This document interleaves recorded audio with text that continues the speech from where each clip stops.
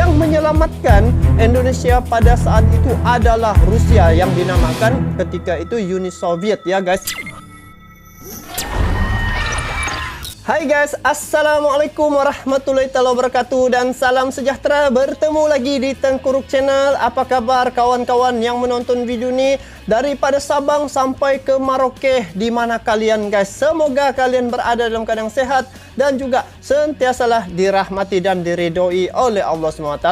So guys, saya tengok guys berita tentang Rusia dan Indonesia nih guys tengah trending guys, di mana saya terjumpa satu video guys, tajuknya Rusia siap berperang bersama Indonesia sampai akhir kerana sejarah ini. Nah guys, jadi saya sebenarnya amat maklum bahawa Indonesia dengan Rusia nih sudah menjalinkan hubungan diplomatik yang baik sejak zaman Soekarno lagi guys, dan di saat itu Indonesia memerlukan bantuan militer daripada Amerika, tetapi ketika itu ditolak itu permintaan Indonesia terhadap negara Amerika. Malahan saat Indonesia memerlukan bantuan itu tidak diendahkan oleh Amerika. Yang menyelamatkan Indonesia pada saat itu adalah Rusia yang dinamakan ketika itu Uni Soviet ya guys. Jadi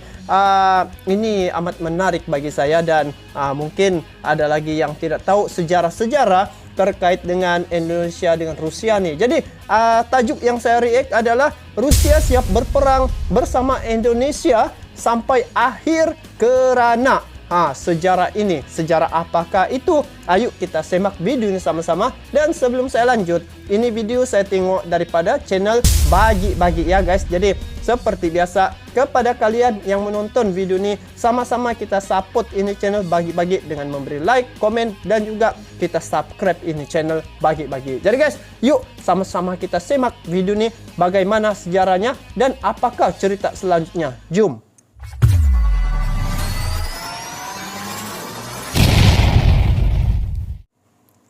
Sahabat sekalian, perlu kita ketahui, sejarah menceritakan pada masa lalu para pejuang negeri ini telah mempertahankan kemerdekaan dengan mengorbankan jiwa dan raga. Dan atas berkat rahmat Allah yang Maha Kuasa, kita telah diberikan nikmat yang luar biasa, yaitu nikmat kemerdekaan. Betul. Setelah kemerdekaan, para pemimpin negeri ini menjalin persahabatan dengan negara-negara di dunia. Dan salah satu di antaranya adalah negara paling adikuasa pada masa itu, yaitu Uni Soviet atau yang lebih kita kenal dengan Rusia pada saat ini. Sehingga terjalin hubungan yang harmonis antara dua negara. Seharmonis apakah hubungannya? Baiklah, akan kita ulas bersama sejarahnya.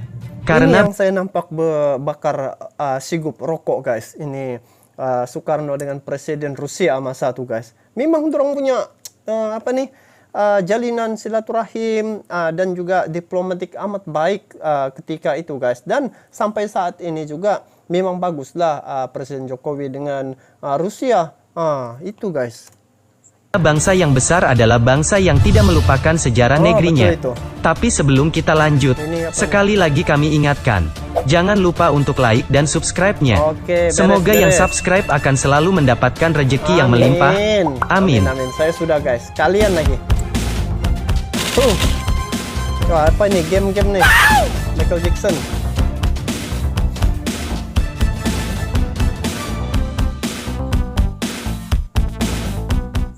Sahabat sekalian, di tengah perang dingin, Indonesia muncul sebagai macan Asia. Macan Asia. Karisma Presiden Soekarno mengalihkan perhatian dunia pada sebuah negara kepulauan yang belum lama merdeka. Bagaimana Presiden pertama Indonesia berhasil merebut hati Uni Soviet? Pemimpin Soviet Nikita Khrushchev. Bagaimana dia boleh mencuit hati pemimpin Uni Soviet ketika itu? Ini yang kita perlu tahu sejarah nih guys. Presiden Soekarno punya gerak kerja suatu ketika dulu. Ini yang saya tertarik, dia bilang Rusia nih dia siap berperang ya bersama Indonesia sampai akhir karena sejarah ini. Inilah sejarahnya guys. Jadi kita sambung guys, jom. Menceritakan kesannya terhadap Indonesia dan Soekarno dalam memorinya. Pada mulanya, Uni Soviet tak mengenal Indonesia, tulis Khrushchev mengawali memorinya mengenai Indonesia. Di bawah kepemimpinan Stalin, Uni Soviet sama sekali tak punya ketertarikan terhadap Indonesia. Itu saat mula-mula. Selama bertahun-tahun berhubungan dengan Stalin, ia tak pernah sekalipun berbicara tentang Indonesia, atau menunjukkan apa yang ia ketahui mengenai negara itu. Pertama kali pemerintah Soviet mulai membicarakan Indonesia di tingkat komite pusat. Kalau tengok di belakang-belakangnya nih guys, macam seni apa yang Indonesia punya tuh kan, yang patung-patung tuh. Oh. Adalah pada tahun 1955, ketika penandatanganan Dasasila Bandung, 10 poin hasil pertemuan Konferensi Asia Afrika. Sahabat bagi-bagi dan para pecinta nasionalisme. Peristiwa itu betul-betul menarik seluruh perhatian dunia. Sejak itu, nama Presiden Indonesia, Soekarno, mulai sering muncul di surat-surat kabar Soviet. Oh, ini apa ini? Secara perlahan, Indonesia mulai menarik perhatian Uni Soviet. Hubungan diplomatik antara kedua negara terjalin saat Stalin masih berkuasa. Menurut Khrushchev, Indonesia layak mendapat perhatian Soviet karena negara itu adalah negara yang sangat besar, indah, makmur, multi-etnis, dan terdiri dari ribuan pulau dengan populasi mencapai lebih dari 100 juta jiwa pada kala itu. Pada tahun 1956, Presiden Soekarno berkunjung ke Uni Soviet. Presiden Indonesia disambut dengan penuh hormat sebagaimana mestinya, tulis Khrushchev. Dia memberi kami kesan sebagai orang yang terdidik dan cerdas. Padahal, tingkat pendidikan dan kecerdasan tak selalu sejalan. Saya telah bertemu banyak orang berpendidikan, tapi sangat tidak cerdas. Dan sebaliknya, orang-orang yang tidak mengenyam pendidikan, tetapi di sisi lain berotak encer. Soekarno memiliki keduanya. Ia berpendidikan dan juga cerdas. Kunjungan Soekarno ternyata betul-betul meninggalkan kesan mendalam. Soekarno disambut oleh warga Uni Soviet ketika itu. Tengok nih. Oh, ramai ya. Dorang kenal Soekarno nih sampai ke tahap dia punya rakyat pun bagi menyambut kehadiran Soekarno di Uni Soviet ketika itu.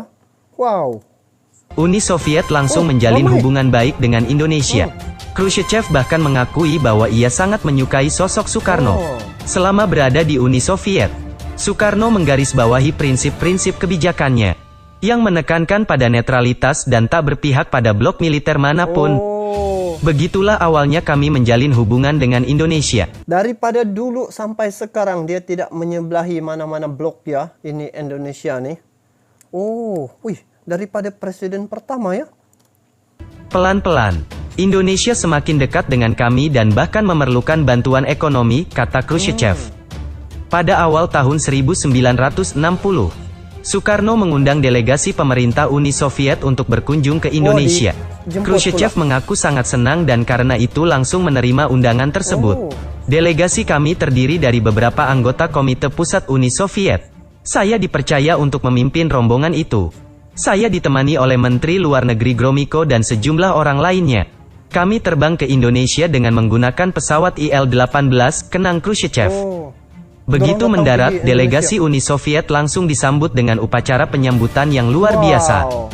Orang-orang bahkan berbondong-bondong memadati jalan-jalan. Mereka menyambut kami dengan begitu hangat. Dan itu langsung memperkuat kesan kami terhadap Indonesia. Indonesia adalah negara yang sangat indah. Orang-orangnya pun sangat ramah. Sementara kehangatan iklim tropisnya betul-betul mengejutkan kami. Sebelum ke Indonesia, pemerintah Uni Soviet telah menyepakati sejumlah kerjasama dengan Indonesia.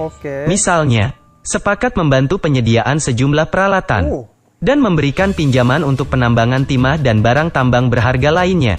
Dia bagi dana lah kan ketika itu untuk negara Indonesia, untuk bagaimana menjana ekonomi, mengembangkan ekonomi itu, macam perusahaan tambang kan.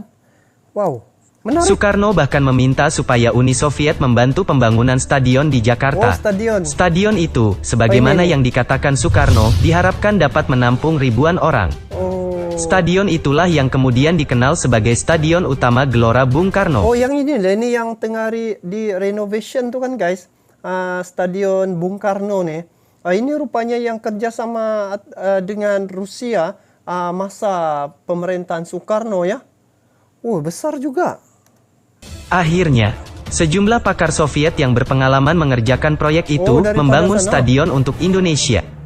Soekarno bahkan mengundang Khrushchev untuk mengunjungi lokasi pembangunan. Oh, ini peresmian. Saat itulah, Khrushchev sadar bahwa Soekarno ingin dirinya terlihat sebagai sosok sentral dalam pembangunan ini. Seolah-olah dialah pencetus utamanya. Bersama saya, ia melakukan semacam aksi simbolis tenaga kerja. Kami menarik tali yang menghidupkan mesin pemancang tiang. Semua ini hanyalah aksi teatrikal, tapi memang begitulah dia Soekarno, kata Khrushchev mengenang.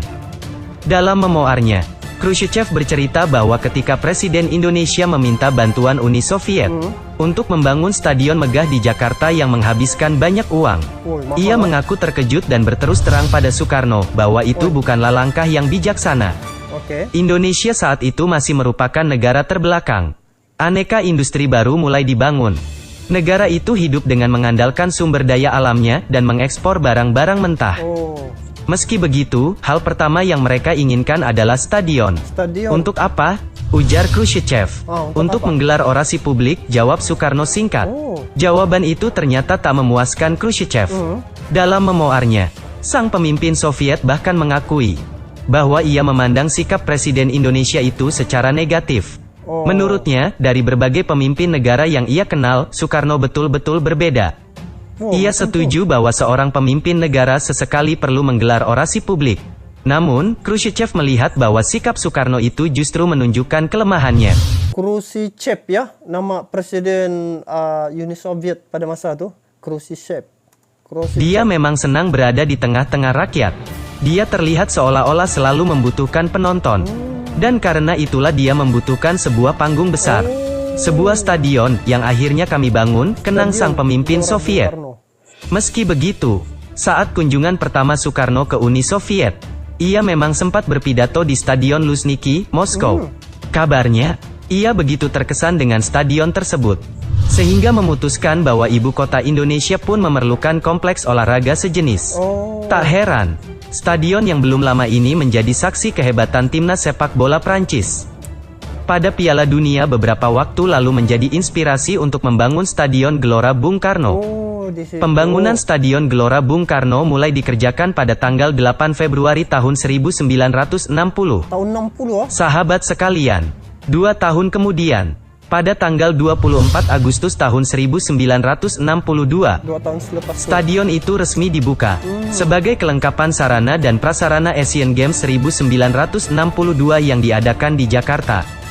Untuk membangun stadion megah itu, Uni Soviet memberikan kredit lunak sebesar 12,5 juta US dollar kepada Indonesia.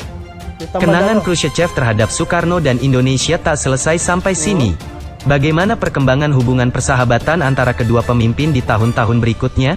Tonton kelanjutannya di video kami yang selanjutnya. Jayalah selalu Indonesia. Wassalam. Masya Allah, Masya Allah, Masya Allah. Nah guys, inilah sejarah yang perlu anak-anak muda generasi sekarang yang perlu tahu ya. Bagaimana hubungan Indonesia dan Rusia ya tercetus dan juga terjalin ya. Ini bermulanya daripada kepimpinan ketika itu dipimpin oleh Presiden Soekarno ya. Dan ketika itulah dia membuat pembangunan dan menjalinkan hubungan yang baik dengan Rusia yang dinamakan Uni Soviet ketika itu. Dan ternyata pada hari ini telah terbukti dengan hubungan itu, maka banyak pembangunan-pembangunan daripada kerjasama Indonesia dengan Rusia ini telah tercipta ya. Antaranya yang sekarang nih yang nampak seperti di Blok Natuna, kerjasama penggalian minyak ya. Dan banyak lagi lah yang saya nampak kerjasama antara Rusia dengan Indonesia nih. Patutlah kalau saya tengok Rusia nih dengan Indonesia sangat dekat guys. Dan banyak pelaburan-pelaburan yang ada di Indonesia itu kerjasama daripada Rusia dan juga Indonesia guys. Jadi nampaknya di sini inilah bukti bahwa pemimpin dahulu yang mencetuskan kebersamaan dan juga hubungan diplomatik yang baik. Jadi guys, ini yang kita perlu contohi pemimpin-pemimpin seumpama ini, kerana dengan berbaik-baik dengan negara lainnya, maka manfaatnya itu dapat pada negara sendiri. Jadi apapun inilah rupanya Rusia siap berperang bersama Indonesia sampai akhir kerana sejarah ini. Sejarah yang bagaimana? Sejarah bermulanya hubungan Indonesia dengan Rusia saat pemerintahan Soekarno lagi. Dan alhamdulillah saat ini Presiden Indonesia Bapak Jokowi dengan Putin pun sama juga, dorong punya keakraban, dia punya toleransi dan juga kerjasama tuh sampai hari ini masih lagi kukuh guys. Jadi teruskan hubungan ini karena ini hubungan banyak memberi manfaat berbanding dengan kerugian. Jadi guys, bagaimana pandangan kalian terkait dengan perkara ini? Kalian bolehlah komen di bawah. Jadi itu saja daripada saya untuk kalian semua. Sampai di sini saya sudahi dengan Assalamualaikum warahmatullahi wabarakatuh. Bye bye.